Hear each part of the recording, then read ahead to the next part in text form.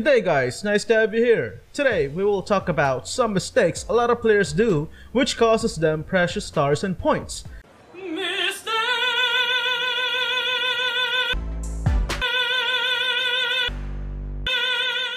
This is all based on my experience playing MOBA games for more than 18 years, including insights from other players such as yourself. Trust me, if you watch this video completely, you will learn and unlearn a lot of things that will help you get more victories. Number 1. Stop playing in a 5-man team. I know, that sounds counterproductive, but hear me out first. It's okay to play 5-man as long as you truly know each other and have a solid strategy in most, if not all of your games. In my opinion though, it's not wise to team up with people you just met randomly or people you know personally, but don't know how they perform, regardless whether they played well on your previous game. Why? Well, if you play in a 5-man team in a ranked game, the chances of you encountering an organized, well-built, and strategically wise team of 5 players will be considerably high. You will encounter teams that have been playing as a team for a considerable amount of time, thus giving them a more solid foundation. This will lower your odds of winning since your team, who barely know each other, could be fighting a squad that knows each other so well, inside and out. This means they know each other's tendencies, strengths, and weaknesses, thus giving them an advantage when it comes to macro management and strategic on-the-fly adjustments. On the other hand, if you play solo, duo, or trio, the chances of you encountering a player that has the same disadvantages as you do will be almost equal. Again, I'm not saying 5-man is awful. 5-man is good, but only if you have been playing with them for a long time, your team already has a solid strategy and counter strategy, and your team already has assigned roles and specialties. Otherwise, I'd recommend you playing solo, duo, or trio instead. Number 2. Stop wasting time. As early as the draft phase, the game has already begun. This is the best time for you to strategize a good pick and observe what the enemy team may have in mind based on who they are banning and who they are picking. The drafting phase is not a time for you to get a cup of coffee or talk with your side chick or side boy. Well, nobody's gonna go out with me. It's the time for you to start analyzing what might happen once the battle starts. Think about your battle spells, think about the emblems you will use, and carefully base your judgment on who the enemy team is banning and picking. Number 3. Speaking of wasting time, stop trash talking. This is somehow related because the seconds you spend trash talking are all time wasted. Mobile Legends, unlike most other MOBAs, is extremely fast-paced. Missing out on one minion kill could lead to you falling behind in both experience and gold. For people asking me what my secret is, really, this is it. First of all, I am already 31 years old. You are an old man and a fool! And my reflexes are not as good as before. Also, my gaming mechanics are already flawed due to lack of practice. Reality is, I am just out farming the enemies as a solo laner mainly because I use my time wisely. I rarely chat, and if I do, I make sure it's important or I do so while regenerating HP or mana in the base. Just remember that every second wasted is equivalent to wasted experience and gold.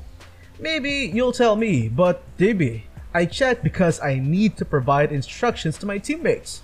Well, MOONTON's got you covered. Most important commands or requests are already available as a quick chat option. I suggest utilizing that feature since it allows you to send vital requests or commands within seconds without compromising your experience or gold. Besides, do you think trash talking or chatting too much with your teammates will make them play better? Trust me, the odds are against you. 9 times out of 10 they will either remain the same or will play worse than before. Number 4. Read. That's it. Read. Not knowing the item names is pretty acceptable, but not fully understanding what each item, emblem, and hero can do and cannot do is not acceptable.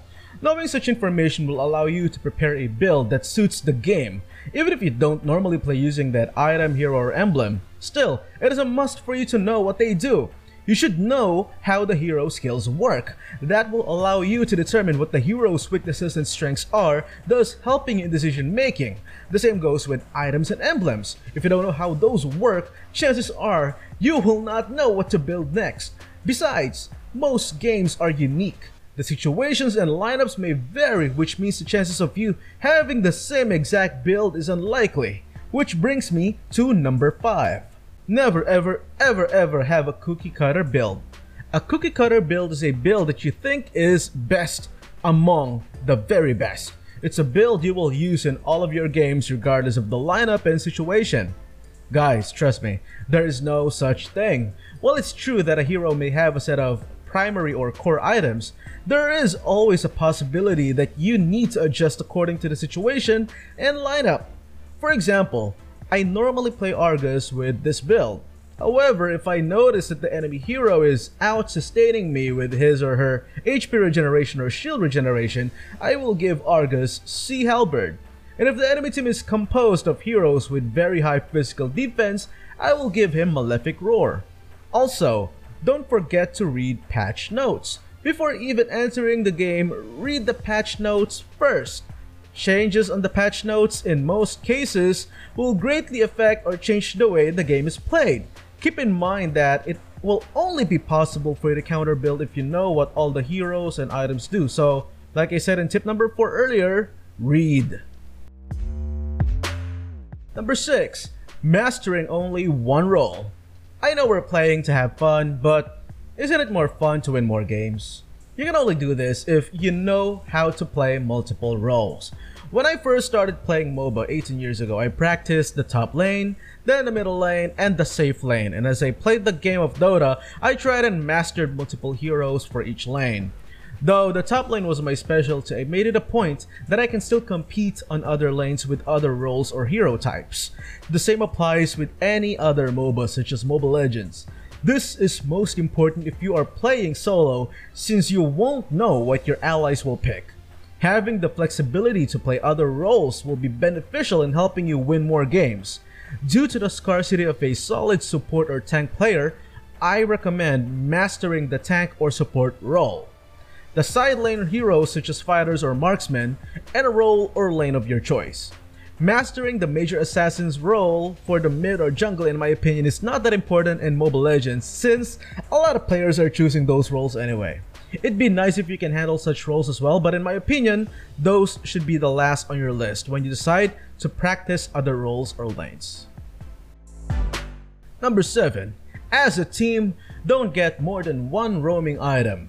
This doesn't always happen since not a lot of people want to play this role anyway, but if you happen to be one of those players who are fond of playing as a support, please make sure you communicate with your teammates well. As early as the draft phase, ask or tell them who will buy the roaming item. If your team buys more than one roaming item, that renders your team weaker compared to the opposing team, because those wearing a roaming item will be behind in terms of level and gold. Remember, the purpose of the roaming item is for you to divert as much resources as you can to your allies and gain XP passively using the effect of this item. If you have more than one roaming item in your team, it creates an imbalance in your team's economy, which will be, in most cases, the reason for your loss. Number 8. Take objectives. If the enemies are outnumbered after taking down a couple of their allies, don't just mindlessly return to your side of the jungle. Instead, take major objectives such as clearing the lanes or turrets, taking the turtle or the lord, or perhaps taking vital jungle objectives away from the enemy side of the map. Perhaps you'll ask though, how will one decide which of those, we should take first? Well, remember, Mobile Legends is a very fast-paced game. Therefore, you should spend your time wisely. If you're closer to the turret and your minions are close to the turret as well, take the turret. If your minions are far from the turret and you are closer to the turtle or the lord, take either the turtle or the lord. Or if you are closer or along the way towards one of their other buffs, take their buffs. And of course, if most of their turrets are destroyed and are unable to defend, end the game.